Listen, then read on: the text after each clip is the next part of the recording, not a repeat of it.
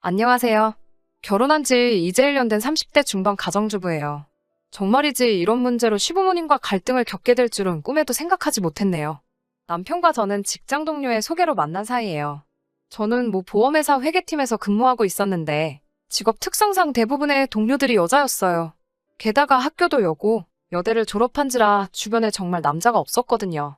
그런 저를 안타깝게 여긴 상사가 자기가 아끼는 동생이라며 소개해준 사람이 지금의 남편이에요. 사실 남편을 처음 만났을 때는 재미없는 사람이라고 생각했는데 그건 남편이 연애 경험이 없어서 그랬던 거더라고요. 만나면 만날수록 주변 사람에게 친절하고 가족을 사랑하는 따뜻한 사람인 걸 알게 되었죠. 대기업 인사팀에서 근무하고 있던 남편은 당시 오피스텔에 전세로 거주하고 있었어요. 저 역시 서울에서 자취 중이었고요. 사실 저는 경기도에 대출을 끼고 사놓은 아파트가 한 채 있긴 했어요. 반면에 남편은 모아둔 재산은 하나도 없다고 하더라고요. 그렇지만 진지하게 만나기 시작한 지 8개월 정도 지났을 무렵 남편은 자기와 결혼을 해준다면 평생 마음고생 몸고생 시키지 않겠다고 호언장담을 하며 프로포즈를 해왔어요. 비록 당장은 프로포즈였지만 기쁜 마음으로 받아들이고 그렇게 결혼 준비를 시작했어요. 남편도 저도 직장이 있었으니 먹고 사는 문제 같은 건 걱정하지 않았거든요. 그래서 바보같이 그때만 해도 앞으로 우리에게 꽃길만 있을 줄 알았죠. 그런데 생각지도 못한 일이 저를 기다리고 있었어요. 연애 당시 남편에게는 의류 매장을 운영하시는 부모님과 2살 아래의 남동생이 있었는데 남편은 2살 아래의 남동생에게 책임감이 상당했어요. 하지만 그 남동생을 만나는 일은 쉽지 않았어요. 사실 결혼 이야기가 나오기 전까지는 얼굴도 한 번 못 봤죠. 형제 사이가 안 좋은 건지 도통 저에게 따로 인사를 시키지 않더라고요. 서운한 마음이 들었지만 내색은 안 했어요. 하지만 본격적으로 결혼에 대해 이야기하기 시작하면서 남편이 먼저 도련님에 대해서 이야기를 꺼내더라고요. 남편은 어린 시절부터 부모님 뜻을 거슬러 본 적이 없대요. 맞벌이하는 부모님 밑에서 동생을 챙기며 사춘기도 못 느낄 만큼 열심히 공부하고 친구들과 사이좋게 지내는 착한 아들로 컸다고 하더라고요. 반면에 남편보다 3살 어린 도련님은 엄청난 말썽꾸러기였다고 하더라고요. 부모님의 관심을 끌기 위한 행동이라면 무엇이든 서슴지 않았대요. 툭하면 친구들 물건에 손대고 고등학교 졸업 후에는 일도 잘 안 하고요. 저는 사실 그때만 해도 이제 도련님도 남편도 30이 넘었고 당신이 첫째이니 먼저 다가가고 마음도 열어보라며 남편을 다독였어요. 그 이후로 도련님과도 가끔 셋이서 만나게 되었고요. 그런데 도련님을 몇 번 만나보니 남편이 왜 그렇게 책임감을 느끼면서도 한편으로는 답답해했는지 알만하더라고요. 마땅히 직업이 없던 도련님은 가끔 어머님이나 아버님이 병원을 가시면 대신 가게를 보는 일로 용돈을 벌고 있었어요. 고정적인 출퇴근 시간 같은 것도 없었고요. 그냥 본인이 돈이 없으면 내킬 때 출근해서 몇 시간 버티고 있다가 포스에서 돈을 가져가는 식이었죠. 문제는 이런 이야기를 본인이 스스럼 없이 하더라고요. 그러면서 하는 말이 어차피 이 가게는 자기께 될 거니까 전혀 문제될 게 없다고 하더라고요. 옆에서 제가 벙찐 표정으로 이 이야기를 듣고 있으니 남편은 얼굴이 벌개져서는 다른 이야기 하자고 상황을 무마하려 애쓰더라고요. 한 번은 다 같이 식당에 있었는데 남편이 지갑이랑 핸드폰을 테이블 위에 올려두고 잠깐 차에 갔다 온다고 자리를 비우더라고요. 남편이 식당 문을 나서자마자 도련님이 남편 지갑에 손을 뻗어 가져가는 게 아니겠어요? 깜짝 놀란 제가 지금 뭐 하시는 거냐고 묻자 동생이 형한테 용돈 좀 받을 수 있는 거 아니냐고 하더라고요.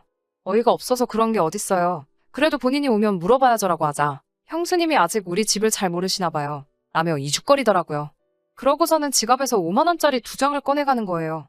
바로 남편이 돌아왔고 제가 어이없는 표정을 하고 있자 남편이 무슨 일이냐고 묻더라고요. 그러자 도련님은 자기는 전혀 모르겠다는 듯 남편을 쳐다보며 아니 내가 형 지갑에서 용돈 좀 꺼냈는데 형수가 화가 났어 라고 말하면서 형 돈인데 왜 형수가 화를 내냐며 오히려 자기가 어이없다는 식으로 말을 하더라고요. 무슨 상황인지 눈치챈 남편이 동생에게 너는 그래도 밖에서까지 그러면 사람들이 이상한 오해를 한다며 앞으로는 그러지 말라고 하더라고요.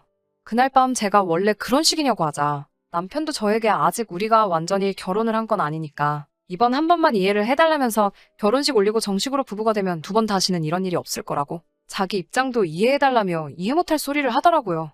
하지만 저도 좋은 날 앞두고 더 큰 소리 내기 싫어서 그냥 알겠다고 확실히 정리하라고 말했어요. 사실 남편이 가족들에게 경제적인 지원을 하고 있다는 건 결혼 준비가 어느 정도 진행되고 나서야 눈치를 챘죠. 남편이 한 달에 버는 돈이 350 정도였는데 차도 없고 딱히 취미도 없는 사람이 돈을 한 푼도 못 모았다는 게 이해가 안 되더라고요. 그래서 슬쩍 물어보니 부모님이 운영하시는 의류 매장이 잘 되는 것도 아니고 해서 자기가 다달이 50 정도를 보내고 있대요. 게다가 남동생이 매번 이번에 이걸 해보고 싶다. 아니, 저걸 해보고 싶다는 식으로 나오니까 그 교육비를 남편이 지원하고 있었다는 거예요. 그 이야기를 듣던 제가 그래서 도련님은 지금 뭐 자격증이라든가 딴 거 있냐고 묻자 성격이 진득하게 뭘 해내지를 못하더라며 말끝을 흐리는 게 아니겠어요. 지금은 말 그대로 온 가족이 사고만 치지 말아다오라는 마음으로 도련님을 돌보고 있는 거였죠. 속된 말로 이런 거지 같은 상황에 놓인 불쌍한 남편을 내가 구해줘야겠다는 생각을 했던 것 같아요. 그런데 제가 정말 어리석고 멍청했죠. 신혼집을 구하면서부터 큰 소리가 나기 시작했거든요. 사실 둘 다 서울에서 직장 생활을 하고 있었지만 제가 가진 돈으로는 서울에 전세 하나 구하기 어렵겠더라고요. 아이도 낳아야 하는데 오피스텔에서 시작하기도 그렇고 해서 저는 경기도에 제가 가진 아파트에서 시작하는 게 어떻겠냐고 말했어요. 처음엔 남편도 미안하고 정말 고맙다고 몇 번이고 말하더군요. 하지만 이 이야기가 시어머니 귀에 들어가자 시어머니가 노발대발 난리가 나신 거예요. 귀한 우리 아들 출퇴근 시간이 얼마나 피곤하겠냐면서요.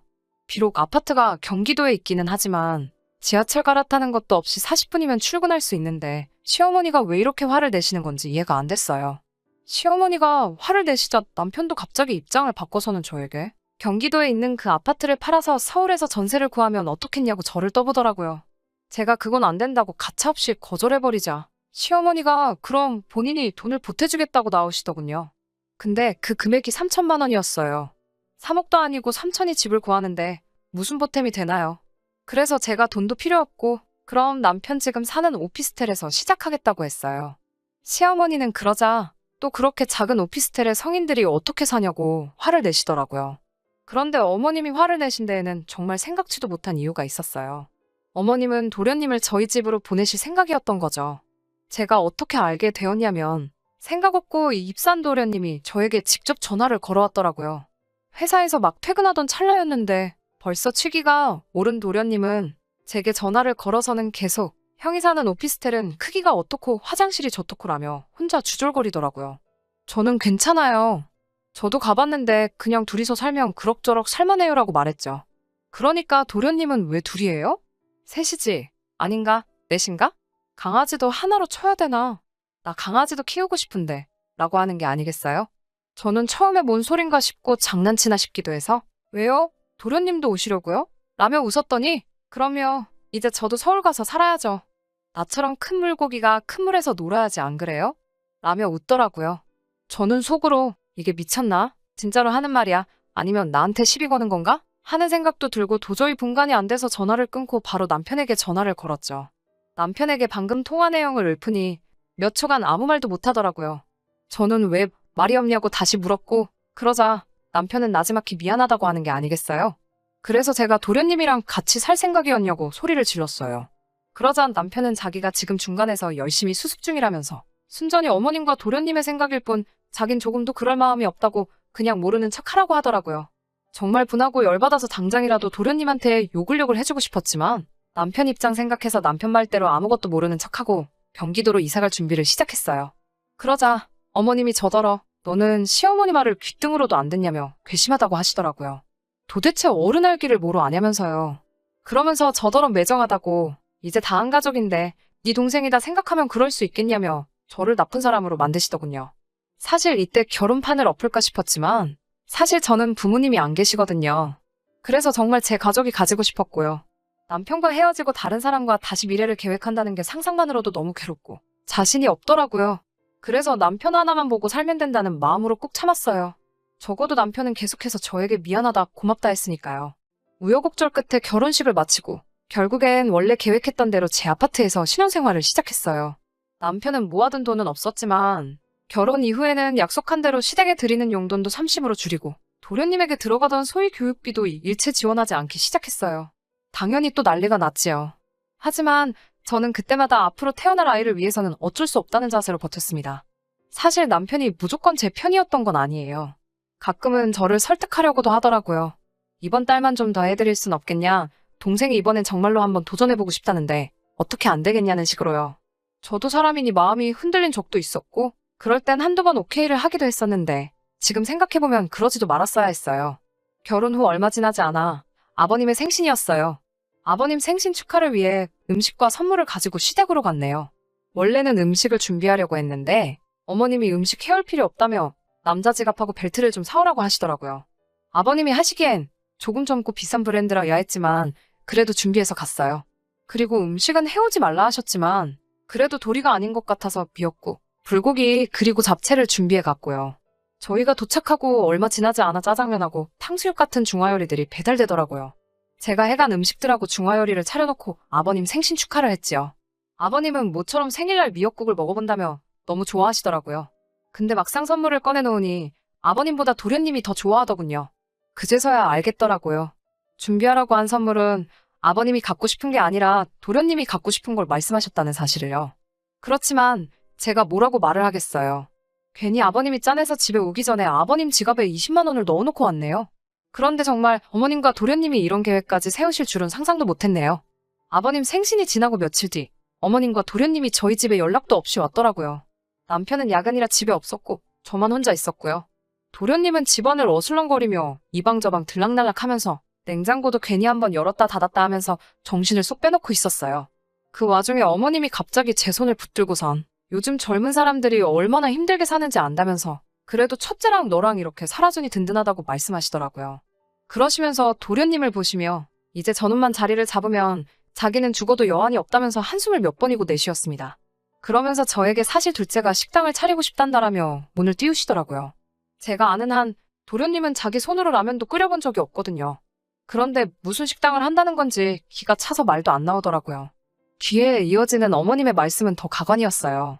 1억만 있으면 저기 장사 잘 되는 가게를 인수할 수 있다면서 저더러 지금 사는 아파트를 담보로 1억만 대출을 받으라는 거예요. 그래서 어머님께 지금도 이미 대출 갚으며 사는 중이라 추가로 받을 수가 없다고 죄송하다고 했어요. 그러자 어머님은 화가 나셨는지 정색을 하시며 저를 노려보시다가 알겠다며 자리에서 일어나셨어요. 도련님은 실실 웃으면서 진짜 형수 정 떨어진다며 우리 집 소파를 발로 툭 차고 나가더라고요. 그런 둘의 모습에 어이도 없고 화도 났지만 한편으로는 차라리 잘 됐다는 생각이 들더라고요. 그런데 그날 밤 저는 충격적인 사실을 알아챘어요. 저를 키워주신 외할머니께서 돌아가시기 전 제게 물려주신 노란 금반지가 감쪽같이 사라졌더라고요. 노랗고 촌스럽지만 할머니가 주신 거라 일부러 할머니 사진이랑 같이 제 방 화장대 위에 항상 올려놓고 바라만 보거든요. 그런데 그 반지가 없어진 거예요. 당연히 난리가 났죠.